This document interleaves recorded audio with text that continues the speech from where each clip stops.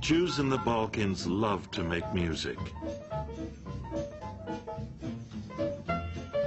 They love jazz.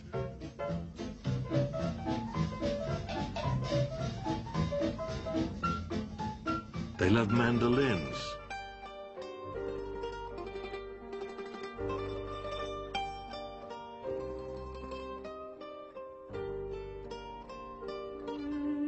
Not a single one of these vibrant young Jews from Bitola survives the war.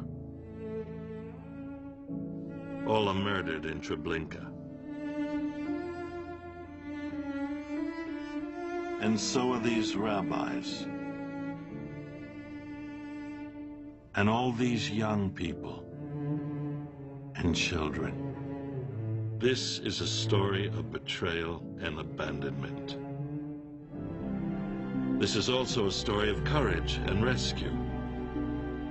All these Bulgarian musicians are saved. So are these rabbis. And all these youngsters and children. Some 76 years ago, in a country far away from the United States called Bulgaria, my life began on the shores of the Black Sea. I had a beautiful childhood until the outbreak of World War II. I was meant to die in Treblinka on the day of my bar mitzvah.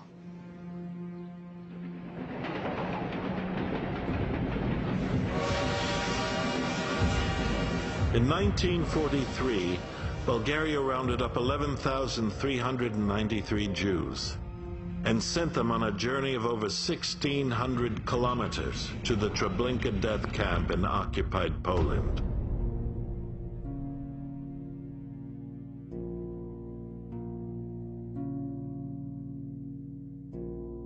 Between 700,000 and 870,000 people were killed at Treblinka. They were killed at Treblinka during a period of less than 18 months, and they were killed by a staff of 120, of whom only 30 were SS. So by any standards, this was the mass production, the mass manufacture of death.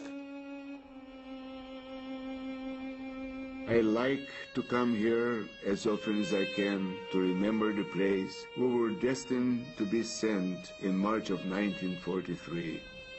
We see the places of the origin of the victims.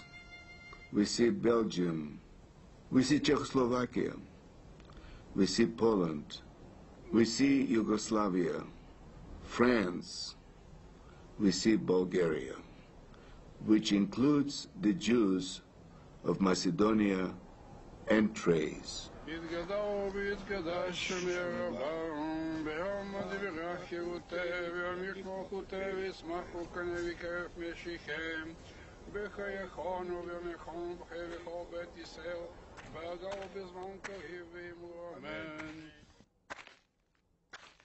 Monastir tenía 5 sinagogas. Y todas las sinagogas laboraban con mucha gente, siempre estaban llenas, no solo por los días de Pesach, de Kippur, de Rosh Hashanah, todos los días de Sabbat se recogían. La más grande Keilah era la Keilah de Aragón, el Cal de Aragón. La destruyeron los búlgaros, hicieron para hacer salchichas dentro, y la destruyeron, robaron todos los detalles que eran preciosos de la Keilah, estuvieron tomados. Pasó otro un treno, entonces entendimos que son judíos de Kabbalah, de drama.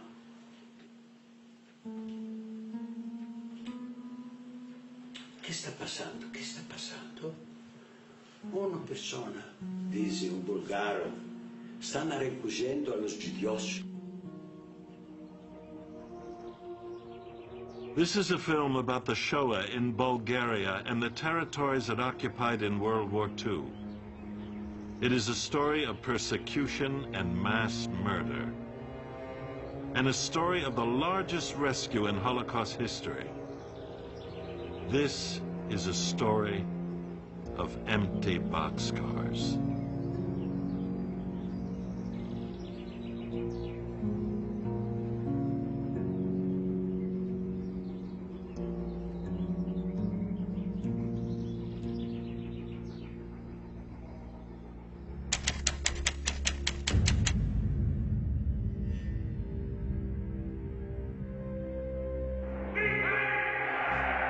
The Nazis proclaim a Third Reich, meant to last 1,000 years.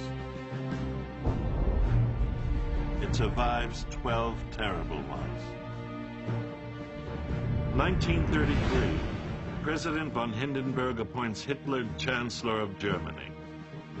1934, hours after the death of von Hindenburg, Hitler proclaims himself President of Germany. All power is now concentrated in one person, the Reichsfuhrer. In Bulgaria, King Boris III changes the constitution, seizing the power to appoint every official in the kingdom and to reject any legislation that he disfavors. Soon after these bold moves, these two young leaders meet in Berlin. This is how King Boris described Hitler. He has all kinds of intentions, projects and ambitions, which he expresses with brutal frankness and which he will strive to achieve with no holds barred and without the slightest shadow of doubt. This man is a curious blend of realism and mysticism, verging on religious fanaticism. These attitudes may propel him very far. He's truly someone possessed by demonic powers. 1935. The Nuremberg rallies define three unities: one land, one people, one Führer. The Nuremberg laws define Jews as non-citizens and enemies of the state.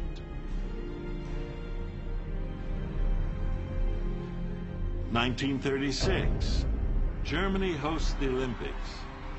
Amateur athletics becomes a tool for political propaganda.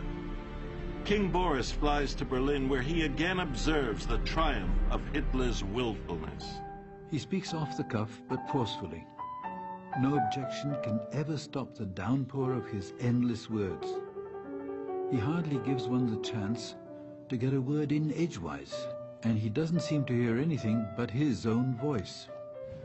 1938. Germany annexes Austria without a shot fired. In Vienna, crowds line the streets to celebrate the unification of Greater Germany. As the German army sweeps in triumphantly, the crowd salutes their new Führer. Hitler seals the deal with the slogan from Mein Kampf: "People of the same blood belong in the same Reich." Adolf Eichmann's first big job is the Aryanization of Vienna. The Nazis seize Jewish businesses and their assets, Jewish homes and their furnishings and art. In Munich, England and France allowed Germany to annex the Sudetenland. 6 months later, Germany occupies all of Czechoslovakia. Kristallnacht. In the November pogroms, state-directed terror leaves scores of Jews dead and hundreds bleeding. Their shops and homes in ruins. Their synagogues burned and defiled. Germany forces the Jews to pay a special tax of 1 billion Reichsmarks to clean up the mess. 1939, Hitler links his drive for world domination with his war against the Jews.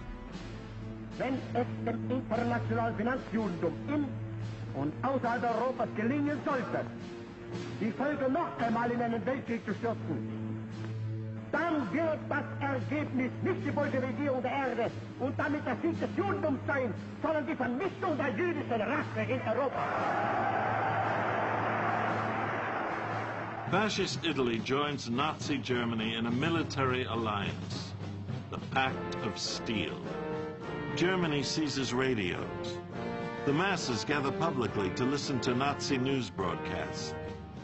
Jews gather secretly to listen to the BBC on clandestine radios. Germany and the Soviet Union enter into a pact of non-aggression. On September 1st, Germany attacks Poland, flattening Warsaw in days. 2 days later, England and France declare war on Germany. World War II begins.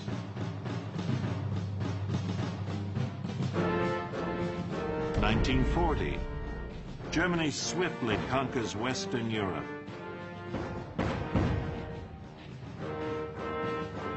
Only England remains standing against Hitler. Hitler forces Romania to cede to Bulgaria, lands near the Black Sea lost after World War I. King Boris becomes an instant hero, the savior of his country's honor. In Berlin, Germany, Italy, and Japan sign the Tripartite Pact.